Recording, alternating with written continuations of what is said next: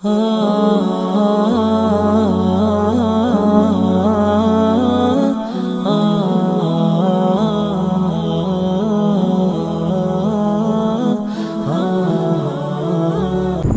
بزرگ سے ملے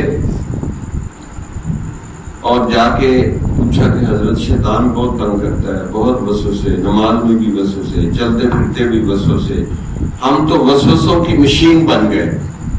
تو کوئی علاج تو بتائیں۔ کہا کیوں زیادہ پریشان ہو رہے ہو؟ قرآن کے آخری سورت میں اللہ نے شیطان کا ہی علاج کیا ہے،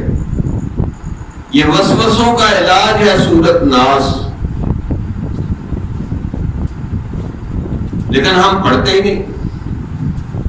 آخری 3 سورتوں کے آخر پہ کل لگا ہوا، پڑھو پڑھو پڑھو، کہو کہو کہو اس کو۔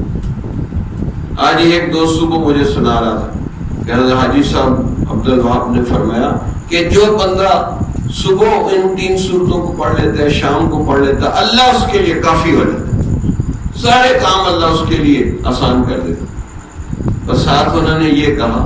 کہ ہم تو 20-25 دفعہ بھی پڑھتے ہیں تو بات نہیں بنتی، لیکن زبان بھی حاجی عبدالوہاب صاحب والی ہونی چاہیے کہ جتنے یقین کے ساتھ وہ پڑھتے ہیں، وہ ایک دفعہ پڑھتے ہیں اور ماشاءاللہ کیا کیا کچھ وہاں مل رہا ہے،